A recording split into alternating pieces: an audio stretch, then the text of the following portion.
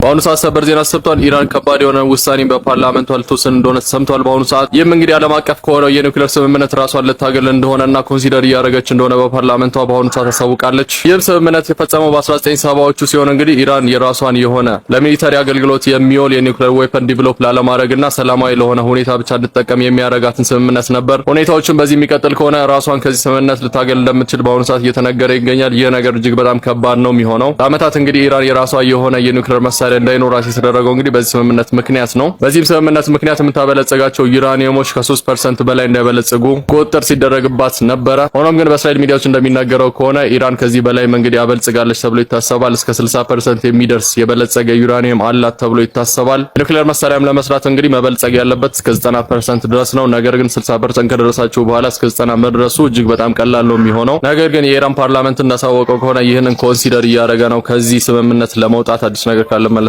ብሩክ ነኝ። ፎሎ ነው፣ ላይክ ማድረግ እንዳትረሱ። 90% በላይ የውሃ ፍላጎቷን የምታሟላው ኩዌት በዚህ በምትመለከቱት ፕላንት ነው። በዚህ በምትመለከቱት ውሃ ማጣሪያ ቦታ ነው። ዲሳሊኔሽን የሚባል የዲሳሊኔሽን ጣቢያ ነው። እንግዲህ ከሃይቆ ወር ደግሞ ከዚህ ከውቅያኖሱ ውሃ በመውሰድ በማጣራት 90% የሚሆነውን የህዝቧን ውሃ የሚያገኙት ከዚህ ነው። ትናንትና በነበረ ጥቃት ከኢራን በተሰነዘረ ጥቃት ማለት ነው ይህ ፕላንት ተመቶ በውስጡ ይሰራ የነበረ አንድ ህንዳዊ ሁሉ መሞቱን እንግዲህ የኩዌት የውሃና ኤነርጂ ምናምን ሚኒስቴራቸው አሳውቁ። እንግዲህ ሁለተኛ ፌዝ ወር ደግሞ ሲዝን 2 ይሄ ጦርነት እየያዘ ነው እያልኳቸው አልነበረ? ባለፈው ሁለተኛው ፌዙን እየያዘ ነው ብያቸው አልነበረ? ከሚሊተሪ ኢንስታሌሽኖች ደግሞ ከወታደራዊ እቃዎች ከወታደራዊ ኢንስታሌሽኖች በመውጣት አሁን ወደ ሲቪሊያን ስትራክቸሮች እየገቡ ነው የሚገኙት ሁለቱም ሀገሮች እና ኢራንም በሏቸው እነ እስራኤልም እና አሜሪካም ወደ ሲቪሊያን ነው ደግሞ እንደዚህ የኤነርጂ ስትራክቸሮችና የኤነርጂ ቦታዎችን መምታት ጀምረዋል። ምሽቱ እንደነገርኳችሁ ኢራን ውስጥ በጨለማ ተውጣ ነበረ። ቴህራንና ካራጅ የሚባሉ በቴህራን አካባቢ የሚገኙ ከተማዎች ላይ በነበረ ጥቃት ማለት ነው የኤሌክትሪክ ወር ደግሞ የኃይል ማሰራጫ ቦታዎች ተመተው እንግዲህ ጨለማ እንደነበሩ ነገራችሁ ነበር። አሁን ደግሞ ንጋቱን አካባቢ በደረሰ ጥቃት ኢራን በሰነዘረችው ጥቃት እንግዲህ የኩዌት ውስጥ የሚገኘው ይህ የውሃ ማጣሪያው ደግሞ ዲሳሊኔሽን ፕላንት ተመቶ በውስጡ የነበረ አንድ ህንዳዊ መገደሉ ተነግሯል። ባይ ዘ ዌይ ስትሬት ኦፍ ሆርሙዝ መዘጋቱ የእነዚህ ሀገሮች ነዳጅ ኤክስፖርት ማድረጋቸውን ብቻ አይደለም የሚከለክላቸው እንደነዚህ አይነት ጥቅንትኖችን ነው ደግሞ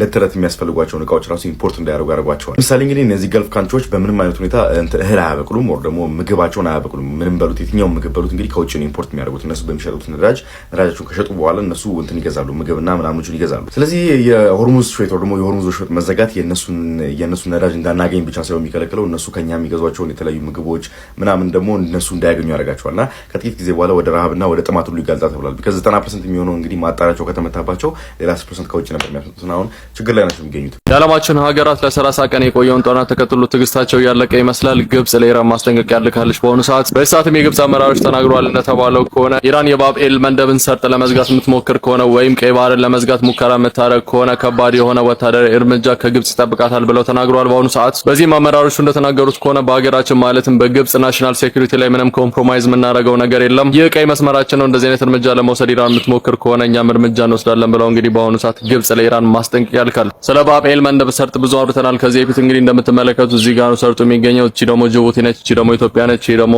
ሬድ ሲ ነው ማለት ነው። ከተዘጋ እርምጃ ወስዳለሁ ብላ ግብጽ ተናግራለች። በአሁኑ ሰዓት እምላችሁ በመላው ሀገር ያለውን የነዳጅ እጥረት አይታችሁታል አይደለ? በየቦታው ሰልፍ ነው። ነገር ግን ይህ እዚህ ሀገር ብቻ ሳይሆን በመላው ዓለም እየተከሰተ ያለ ችግር ነው። የገልፍ ኦፍ የስትሬት ኦፍ ሆርሙዝ መዘጋትን ተከትሎ እንግዲህ በመላው ዓለም የተፈጠረ ችግር ነው።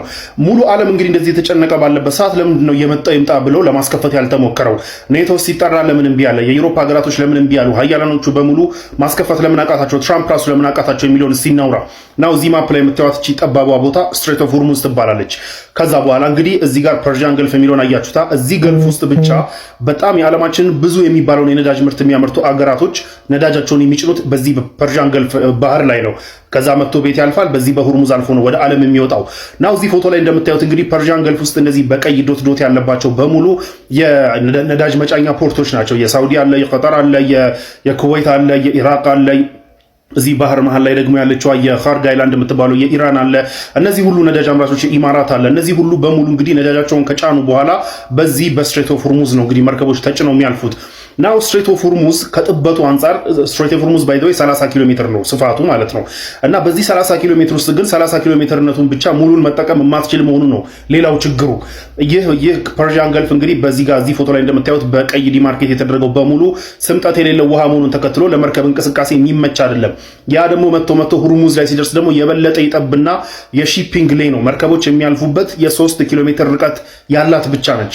በጣም ቾክ ፖይንት ነው። እዛ ጋር ቾክ ፖይንት ማለት አንገት የሚታነቅበት ቦታ ማለት ነውና እንደዛ የዓለምን አንገት የሚታነቅበት ቦታ ነው። ሶ በዚህ 3 ኪሎ ሜትር ውስጥ ነው እንግዲህ እነዚህ የዓለምን 20% ነዳጅ ይዘው የሚንቀሳቀሱ መርከቦች በሙሉ የሚንቀሳቀሱት በዚህ 3 ኪሎ ሜትር ርቀት ውስጥ ነው። ናው እቺን 3 ኪሎ ሜትር ይህ ሁሉ ጂኦግራፊ እንግዲህ የውሃው መጥበብ የቦታው መጥበብ የውሃው ስምጠቱን እንትን ማለት ይሄ ሁሉ ተደማምሮ እንግዲህ ጂኦግራፊ እጅግ በጣም ከፍተኛ ተጽዕኖ አለው። ኦር ለኢራን ከፍተኛ ፓወር ሰጥቷታል። ከዛ በላይ ደግሞ ምንድነው ችግሩ ደግሞ ምንድነው ይህ የምታዩት የኢራን በፐርዣም ገልፍ በኩል ያለው የኢራን ቦርደር በሙሉ በዛግሮስ ተራራዎች የተሞላ ነው። በጣም በትልቅ በከፍተኛ ተራራዎች የተሞላ መሆኑን ተከትሎ እንግዲህ ኢዝሊ ቁጥጥር ውስጥ ማስገባት የሚቻል አይደለም። አንደኛ ይህ የኢራን በፐርዣን ገልፍ በኩል ያላት ቦርደር በሙሉ ወደ 2000 ኪሎ ሜትር ነው ርቀቱ። 2000 ኪሎ ሜትር ማለት ከአክሱም ተነስተን ሞያሌ ራሱ 1750 ምናምን ሰምቲንግ ኪሎ ሜትር ነው። ሶ ከዛ ሁሉ የሚበልጥ ነው። ይሄንን ሁሉ ርቀት እንደገና በተራሮች የተሞላ ይህን ሁሉ ርቀት ኮንትሮል ልታደርጉ አትችልም። በቁጥጥር ስር ልታደርገው አትችልም። በምንም ተአምር ልትቆጣጠሩ አትችልም። ስለዚህ እነዚህ ተራራዎች በጣም ከፍተኛ ተራራዎች ከመሆናቸው የተነሳ ኤኒባዲ እዛ ተራራ ላይ ሆኖ የሚያልፉ መርከቦችን ዲቴክት በማድረግ ሊመታ የሚችልበት ፕሮባቢሊቲ በጣም በከፍተኛ ሁኔታ ትልቅ ነው።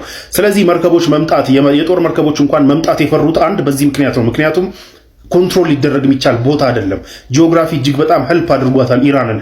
ይህንን ሁሉ 2000 ኪሎ ሜትር ሙሉ ተራሮች በምንም መንገድ ልትቆጣጠረውና በቁጥጥር ስር ልታደርገው አትችልም። ስለዚህ በዛ የሚያልፉ መርከቦችን ኢራን ኢዝሊ በተራሮች ላይ በመመሸግ ዲቴክት በማድረግ መምታት ትችላለች። በአንድ ድሮን መምታት ትችላለች፣ አንድ ድሮን በመላክ። ስለዚህ ያለ ኢራን ስምምነትና ነገሩ በስምምነት ሳያልቅ በጉልበት ማስከፈት የሚባለው ነገር በጣም ፋርፌች ከሆነበት ምክንያት አንዱ የኢራን ፓወር ብቻ ሳይሆን ጂኦግራፊ የሚባለው ነገር ነው። ጂኦግራፊ ኢራንን በደንብ ፌቨር አድርጓታል። እዚህ ጋር ከ2000 ኪሎ ሜትር በላይ ርቀት ከ2000 ኪሎ ሜትር በላይ ርዝመት ያለው ቦርደር አላት ከፐርዣን ገልፍ ጋር። ሁርሙዝ እዛ ጋር እሷ ጋር መጥቶ ሁርሙዝ 3 ኪሎ ሜትር ብቻ ነች መርከቦች የሚያልፉባት። ከዛ በተራሮች የተሞላች ነች። ከዛ ደግሞ የራሷ ሚሊተሪ ፓወር አለ። ይህ ሁሉ ተደማምሮ እንግዲህ ሁርሙዝ ሰርጥን በጉልበት ማስከፈት እጅግ በጣም ከፍተኛ ሪስክ ያለውና የመሳካት አቅሙ በጣም ትንሽ መሆኑን ተከትሎ እንግዲህ የሀያላኖቹ በሙሉ የጦር መርከባቸውን መላክ እዚህ ላይ ፓርቲሲፔት ማድረግ ምናምን ወደኋላ ያሉት በዚህ ምክንያት ነው። ምንም እንኳን በነዳጅ እጥረት ከፍተኛ ጭንቅ ዓለም ላይ የተፈጠረ ቢሆንም ምንም ነገር ሊደረግ አልቻለም በጉልበት። ሶ ያለው ብቸኛው ኦፕሽን ድርድር መሆኑን ተከትሎ እንግዲህ እንደራደር የሚሉ ልመናዎች ከዶናልድ ትራምፕ አካባቢ በተደጋጋሚ ቢመጡም በኢራን በኩል እስካሁን ድረስ የድርድር ነገር አለመሆኑን ተከትሎ እንግዲህ ሁርሙዝ ሰርጥ እስካሁን እንደተዘጋ ቆይቷል። ከዚህ በላይ የሚቆይ ከሆነ ደግሞ ከፍተኛ የሆነ ኢኮኖሚ ቀውስ በመላው ዓለም የሚመጣ ነው የሚሆነው። አሁን ትራምፕ ይህንን ለማስከፈት የእብድ እርምጃ ሊወስዱ እንደሆነ እየተነገረን ያለው እሱ ምንድነው? በእግረኛ ገብቶ መሞከር። በእግረኛ መግባት የሚባለው ነገር ቅድም እንዳልኳችሁ ይህ 2000 ኪሎ ሜትር ሙሉ በዛግሮስ ተራሮች የታጠረ መሆኑን ተከትሎ መውረር በጣም እጅግ በጣም ከባድ ነው። ይህን ደግሞ የራሱ የሚሊተሪ አናሊስቶች ፔንታጎን ውስጥ እየነገሩት ነው ደጋግመው። ብዙ ወታደሮች ይሞቱብናል ተው እያሉት ነው።